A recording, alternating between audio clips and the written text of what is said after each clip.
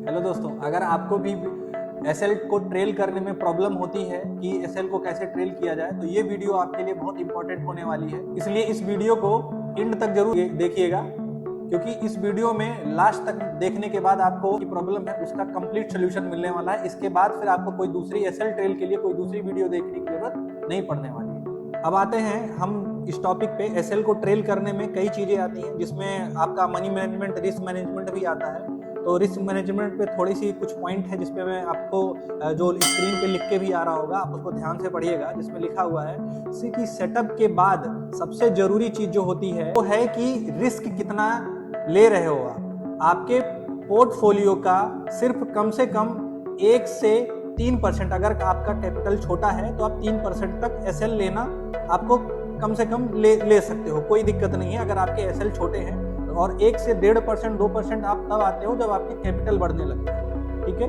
वो ये बात हो रही है आपकी पर ट्रेड के अकॉर्डिंग।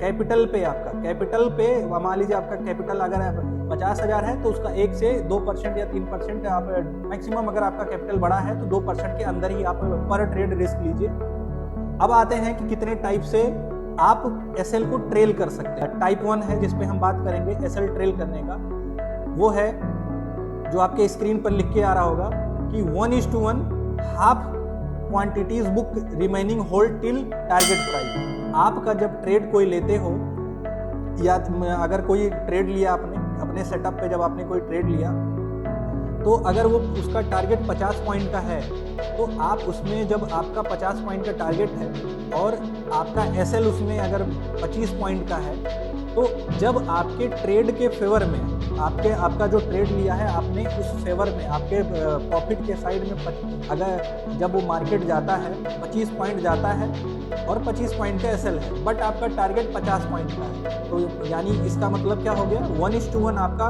हो गया है। आपका टारगेट की तरफ 1:1 आपका प्रॉफिट आपको मिल रहा है। तो ऐसी सिचुएशन पे लोग क्या करते हैं, और आप एक टाइप है ये भी एसएल ट्रेल करने का, कि 1:1 पे वो अपनी हाफ क्वांटिटी को बुक कर देते हैं और बाकी को अगले 50 तक होल्ड करते हैं, और उनका एसएल जो है अभी भी वही रहता है जो पहले था वही रहता है, और 50% वो बुक कर लेते हैं। ये टाइप 1 हो गया, ठीक है। अब आते हैं टाइप 2।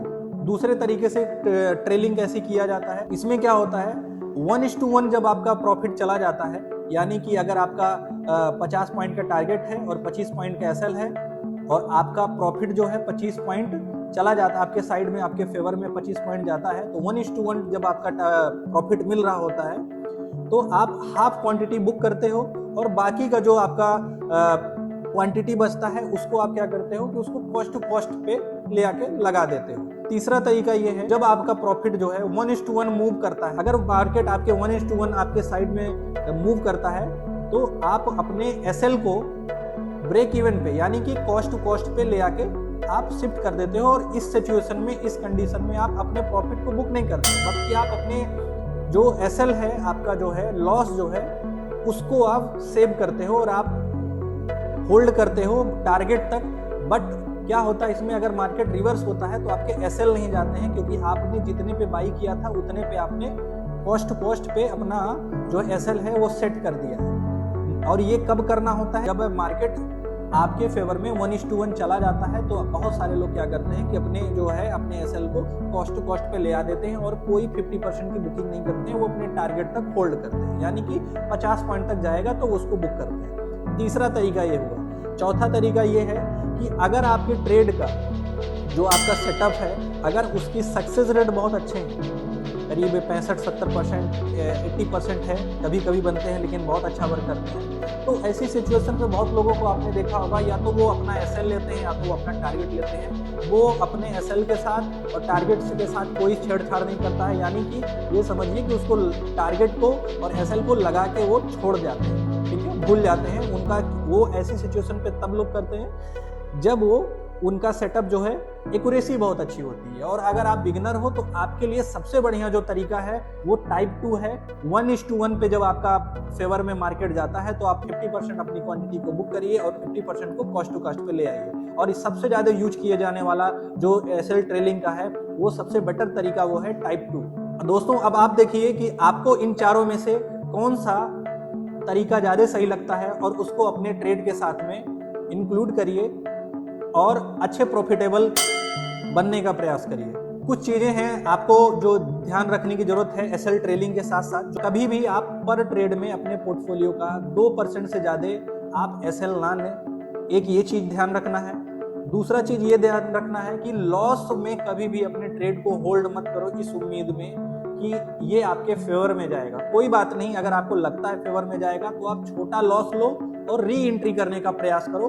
तो इसमें क्या होगा कि आपका रूल भी नहीं ब्रेक होगा और आप री एंट्री करते हो तो हो सकता है कि आप प्रॉफिटेबल भी बन जाओ, लेकिन अगर हो सकता है आपके फेवर में ना जाके अगर उल्टा गया तो आप बड़े लॉस में जा सकते हैं। इसीलिए अपना लॉस हमेशा डिसाइड करके रखें, 2% से ज़्यादा कभी लॉस ना दें। जब भी आपका ट्रेड आपके फेवर में कम से कम 1:1 जब आपका प्रॉफिट चला जाता है तो उस ट्रेड में कभी भी लॉस मत लिया करो। आपका ट्रेड जब आपके फेवर में 1:1 चला जाए तो कभी भी आप उस ट्रेड में लॉस लेने का प्रयास ना करें, क्योंकि आपको भी अपने कैपिटल को सेव करना है। तो 1:1 जाने के बाद में, एक बार प्रॉफिट में जाने के बाद में अगर आप अपने ट्रेड में लॉस लेते हो तो ये गलत बात है अगर आप नए हो तो। एक पॉइंट और है, कभी भी बड़े टाइम फ्रेम पे आप जब चार्ट देखते हो, लेवल बनाते हो तो बड़े टाइम फ्रेम पे एंट्री मत लिया करो, क्योंकि बड़े टाइम फ्रेम पे आपके एसएल बड़े होते हैं। बड़े टाइम फ्रेम पे आप लेवल देखा करो और एंट्री हमेशा छोटे टाइम फ्रेम पे आके लिया करो। आपका सबसे बड़ा चैलेंज ये रहता है बाजार में कि आपको कैसे भी करके अपने कैपिटल को सेव करना है। और एक चीज़ और है जिसको आपको ध्यान देना है, अपने डेली का लॉस लिमिट हमेशा डिसाइड करके रखे रहिए कि आपको पता होना चाहिए कि आपको अपने ट्रेड को अपने लॉस के बाद आपको क्लोज करना है। ये रही कुछ इंपॉर्टेंट चीज़ें। अगर आप इसको एक बार में ना समझ में आए तो एक बार दोबारा देखिए। आई होप आपको एसएल ट्रेलिंग और एसएल मैनेजमेंट रिलेटेड जो भी प्रॉब्लम रही होगी वो यहाँ पे सॉल्व हुई होगी।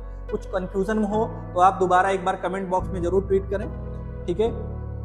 और जाते जाते एक चीज हमेशा ध्यान रखें, अगर आपको यह वीडियो वैल्यूएबल अच्छा लगा हो तो आप वीडियो को लाइक करके चैनल को सब्सक्राइब कर लीजिए। और अगर आपको ट्रेडिंग रिलेटेड कोई भी डाउट है तो कमेंट बॉक्स में लिखकर उस टॉपिक को लिखें, हम अगली वीडियो में सॉल्यूशन देने का प्रयास जरूर करेंगे।